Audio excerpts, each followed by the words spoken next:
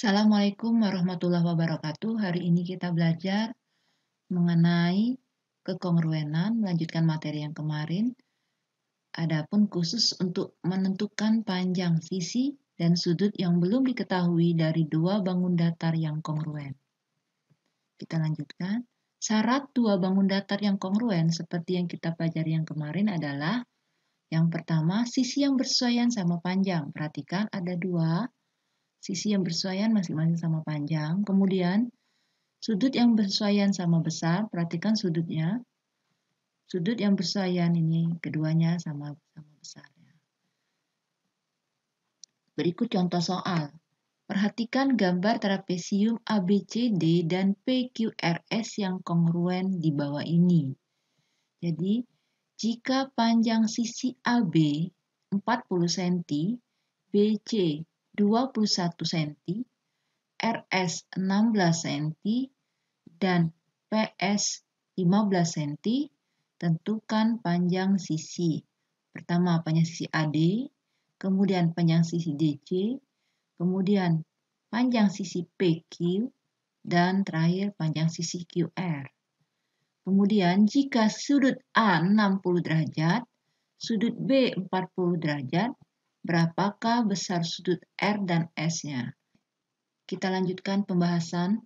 Perhatikan trapesium ABCD dan trapesium PQRS. Kedua trapesium ini saling kongruen. Kita putar trapesium PQRS sehingga nampak sudut dan sisi yang bersesuaian. Kita peroleh panjang AD karena bersesuaian dengan panjang PS, maka panjang AD adalah 15 cm. Panjang DC bersesuaian dengan panjang RS, maka panjang DC 16 cm. Panjang PQ karena bersesuaian dengan AB, maka panjang PQ 40 cm. Kemudian panjang QR bersesuaian dengan panjang BC, maka panjang QR adalah 21 cm. Sudut A 60 derajat, maka sudut P 60 derajat.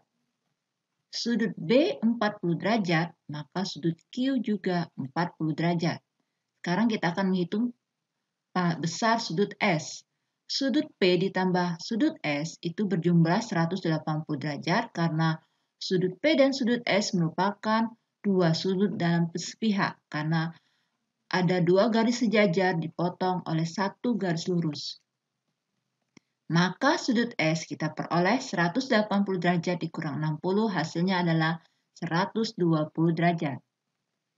Sudut Q ditambah sudut R juga berjumlah 180 derajat karena kedua sudut ini juga dalam sepihak.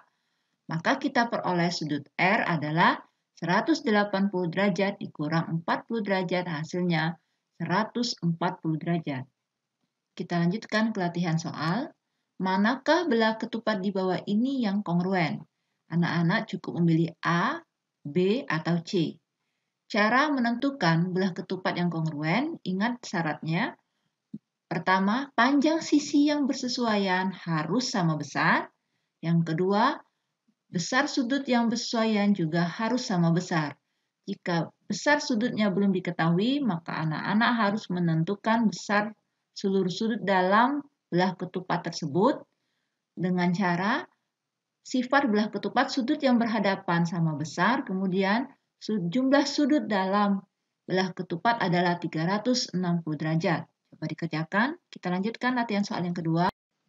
Diketahui trapesium ABCD dan trapesium EFGH adalah kongruen.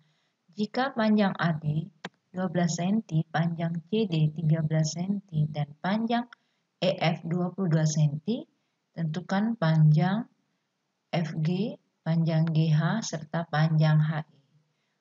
Untuk menentukan panjang GH, maka kita cari sisi yang bersesuaian dengan GH. Trapesium ABCD dan EFGH merupakan dua trapesium yang merupakan saling hasil pencerminan, sehingga tanpa harus diputar, kita peroleh sisi GH itu bersesuaian dengan sisi CD. Maka diperoleh panjang sisi GH, kemudian panjang sisi FG itu bersesuaian dengan panjang sisi AD, kita peroleh juga. Kemudian kita untuk mencari panjang sisi HE, maka kita harus mencari panjang sisi HI. Panjang HI itu sama dengan panjang FG, kemudian cari panjang EI yang merupakan hasil pengurangan dari 22 dikurang panjang GH. Kemudian gunakan teorema Pitagoras untuk menentukan panjang HI. Teorema Pitagoras berbunyi panjang kuadrat sisi miring sama dengan kuadrat sisi lainnya. Silahkan dikerjakan. Selamat belajar. Assalamualaikum warahmatullahi wabarakatuh.